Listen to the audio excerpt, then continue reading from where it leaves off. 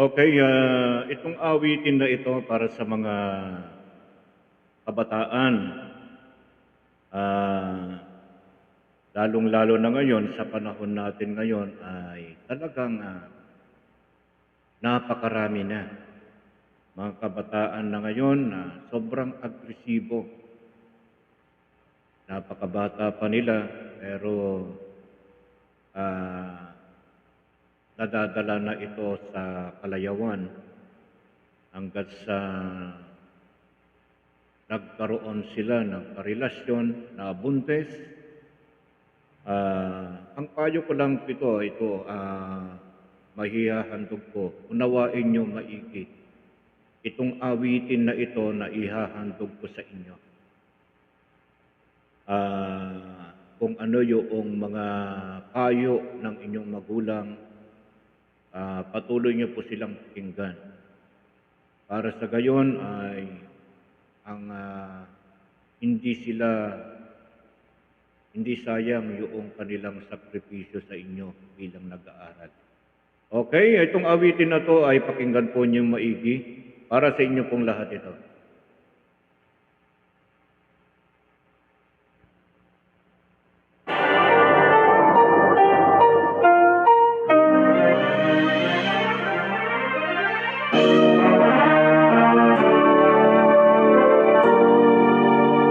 Paano kung buntis ka na?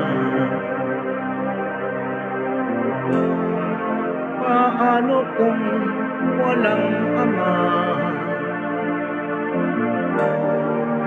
Sa umpisa lang masaya, pagkat ngayon'y limot ka na. Paano ka't aaral mo? Pati mga pangarap mo nasira dahil sa tukso.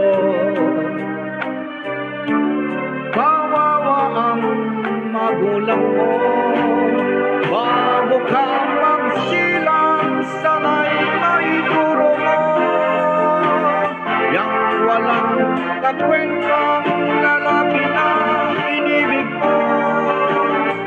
Nakakagigil, sana'y mapanagutan mo. Paano ba ito?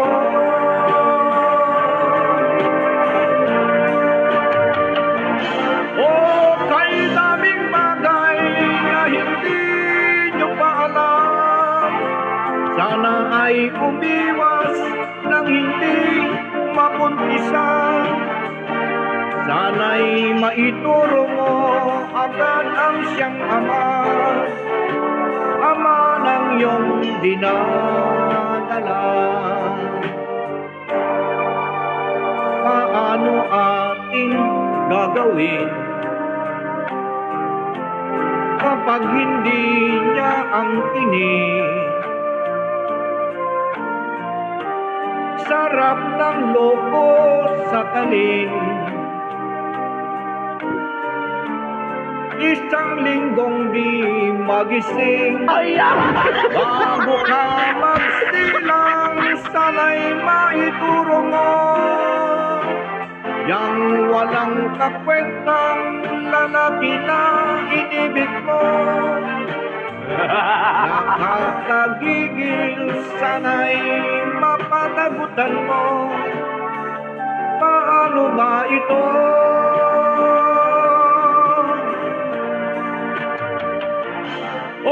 Kay daming bagay na hindi nyo pa alam.